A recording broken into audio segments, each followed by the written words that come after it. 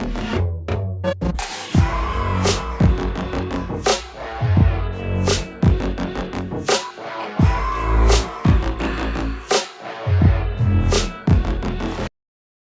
what's going on guys? Welcome back to my channel. If you're new here, please go and subscribe to this channel, like this video and turn on the post notifications.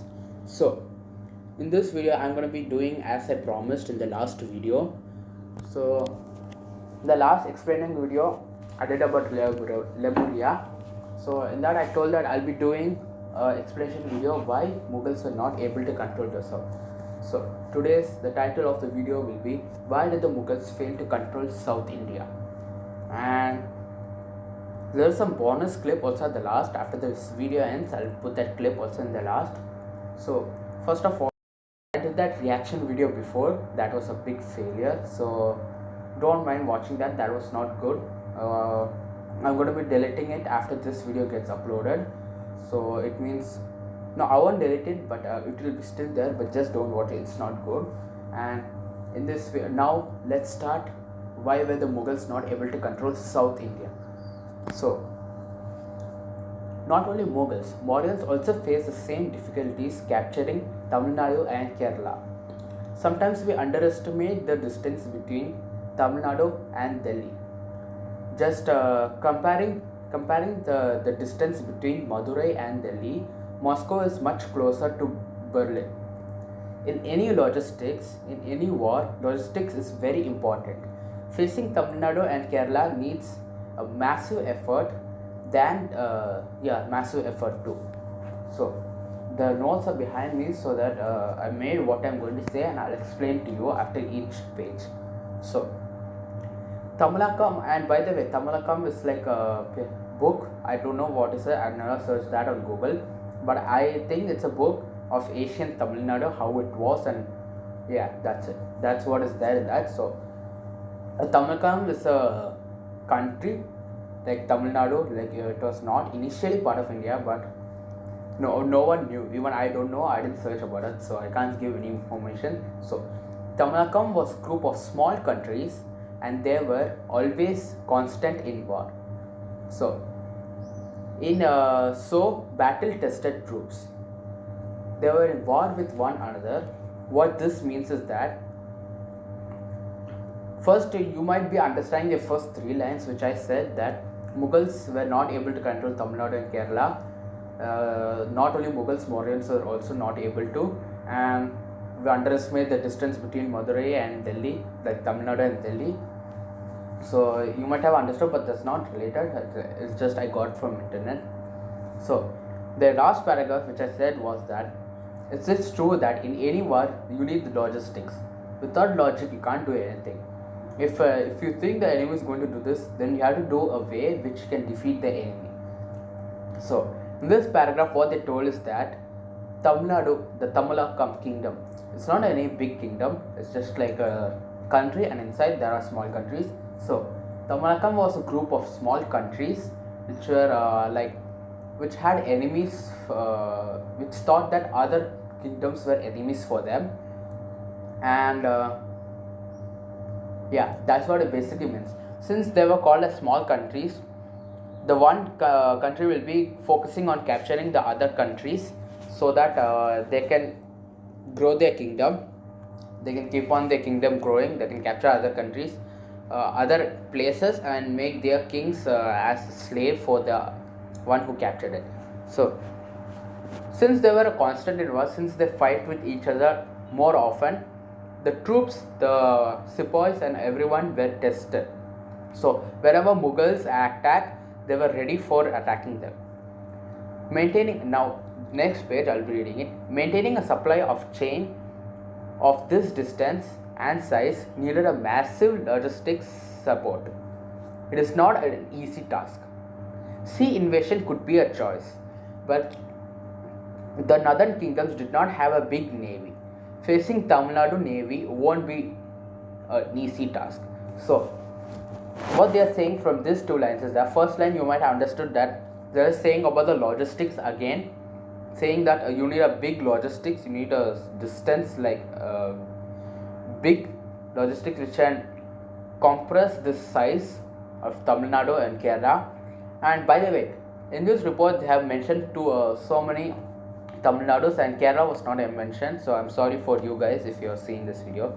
So and then they're saying is that sea invasion could be a choice. Even I thought it was a choice, but then what they told in the report is that the Mughals or the northern kingdoms do not have a big navy, and from this what you're saying is that Tamil Nadu had a big navy which was bigger than Mughals. Just think about that. And so they were saying that it's not an easy task to face them. So coming to Mughals, they had the disadvantages above mentioned. Tamilakam was not under any big Tamil kingdom when Mughals were at their peak. So this is what I said in the starting, that Tamil Nadu or the Tamilakam state was not under any big kingdom like you're thinking of Chola, Cheras, but they were there, Pandyans, Chola and Cheras are there, but they were not under any big, like the Mughals controlling the south. They are not like that in Tamil Nadu and Kerala, I think so, and that's what they are saying.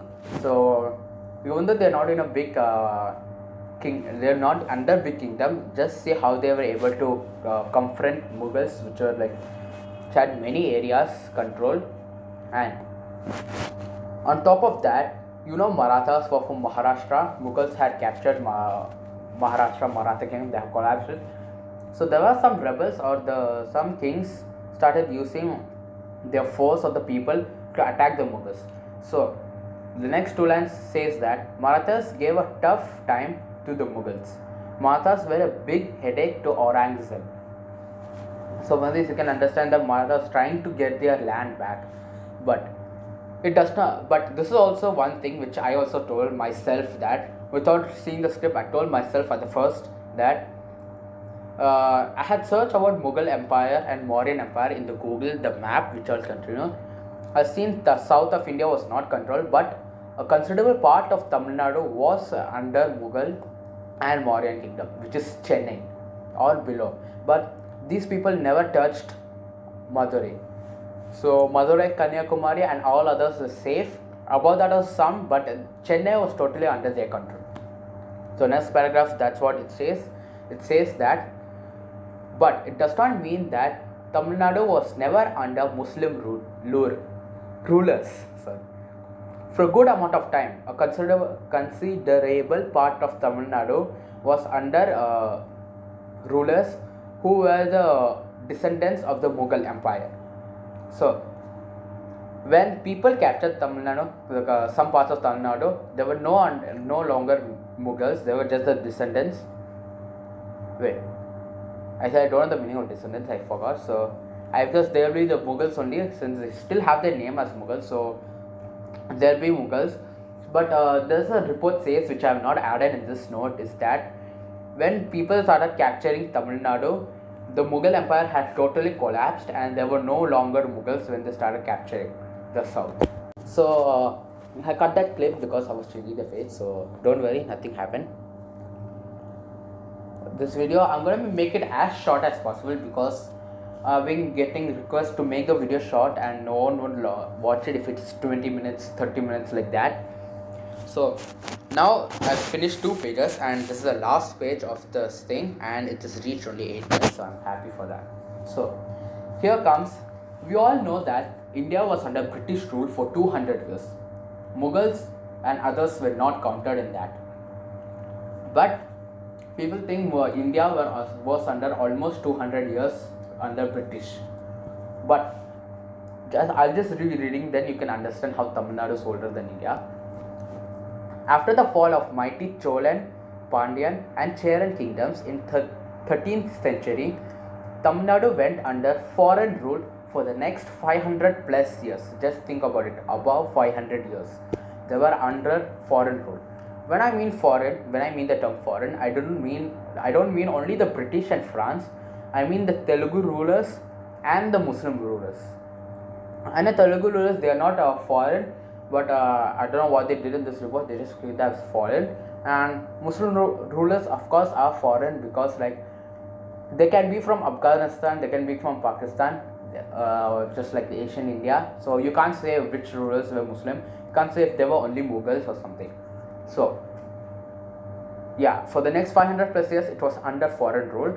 First were the Muslim rulers, and then Telugu rulers, and then the European rulers, which are the British and France. I was thinking France, what did they do? In many textbooks they are not written about France till 8th grade. Till a small grade you have learned about France. They have also come and started doing factories and stuff like that. So but the British, okay, they gave independence to India in 1947. In Tamil Nadu was also included in that. But apart from Tamil Nadu, Kerala and Andhra Pradesh, which belong to Puducherry, you guys know. So in the Andhra Pradesh, it's called Yanam. It's if you go to the Google map and click Puducherry and zoom in Andhra Pradesh end, like that, the end part over there. So I'll put a picture here, since this does not have many pictures. I'll put a picture there. This is the first picture. I don't know. In Kerala, I'll put for Kerala also, and Tamil Nadu. In Tamil Nadu, these will be the parts for Puducherry, and Andhra Pradesh, these many will be the parts. There's only one part. If you see, they'll be written in Tamil, and in Kerala, this will be, it's called Mahe or something. It will be part from Puducherry. So if you look at the Google map, it will all be in Tamil. It won't be in Malayalam. Some will be in Malayalam. I don't know for what reason. But they are not controlled by Kerala government or Andhra government. They are controlled by Puducherry government, not even Tamil Nadu government. So Puducherry was under France rule even after India got its independence on 1947. I think Puducherry got independence on 1950s, I think so, but I'm not for sure. But they got independence, and that's why they became a union territory. So after that, Marathas and Arabs also had some sizable areas for some time. Like they were controlled also, like Chennai, as I told, they were also controlled fully on foreign. And these are based on the Deccan, and it is based on this is Naval Supreme. No, Naval Supreme. Yeah, that's what I wrote. It was based on Deccan and last on the Naval Supreme. Actually, Tamils don't have anything to do with European colonization. Tamil Nadu was already under foreign rule. So it's just a power transfer from Nawabs to British in the north and Nayaks to British in the south. So that's what I wrote, and that's it. This video gets end up. Also 13 minutes. So there's a bonus one. I'll be saying it now. A bonus point. I've seen many articles outside saying that South India did not play a role in the independence movement of India. It's not true. It's actually fake. Yeah, it's fake that Tamil Nadu did not. It's a false article saying that South India did not participate in the Indian independence movement. They have participated in the Indian independence movement, and in fact South India were the first people to. So yeah guys, this is the day I'm editing the video, so there's a clip got corrupted and it did not get moved from my camera, and it's not there on my camera also. So the bonus point, I'm going to be saying it now, so because that will be a big headache if I do that again and do like that. So yeah, a bonus point. So in fact, South Indian rulers were the first people to fight against the British when they entered India. So in most history books, we learn only about North Indian freedom fighters. It's because they just say that without declaring, people say that Hindi is the official language of India, but it's not. There is no national language for India. There are so many official languages. So in most history books it's not given. So I'm going to be saying you some of the first freedom fighters, and I'm going to be saying from which state they were from. So I'm recording for my phone, so don't worry. The Velu Nachiyar, a female freedom fighter from 1715 or above that, I don't know. So she was from Madurai part, or in Tamil Nadu you can say basically.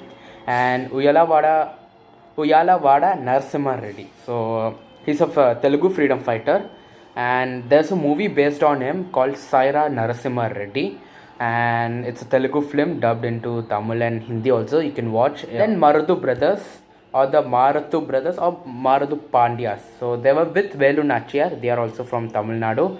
They were together, and Then it's Pulithivar. He's from Tamil Nadu only. I think from 1750. It's there in Wikipedia. You can go and check. And then it's Dhiran Chinnamalai. He's also from Tamil Nadu. So I just took some names the first, so I just wrote them. And Dhiran Chinnamalai, he's from Tamil Nadu. And then last is Palasi Raja, who is from Kerala. He's a poet or someone. I don't know about him. I didn't search about it. I didn't search about any of these rulers except for Narasimha Reddy. I know the movie, that's why. So Palasi Raja, he's a Kerala freedom fighter. I don't know if it's by freedom fighting or from by writing poet. So that's it. There's nothing else in this video. This video gets wrapped up over here. So the video is gonna end here. I know it's 15 minutes long, but I made 5 minutes less. I'm still editing. So I'll see you in the next video. If you think it was very informative, please go and like, share and subscribe to my channel for more videos like this instead of the reaction videos. If you don't understand anything, or if you didn't understand some parts, you can go to Wikipedia or go to YouTube and search more. So you will get many information there also. And I'll see you in the next one. Peace.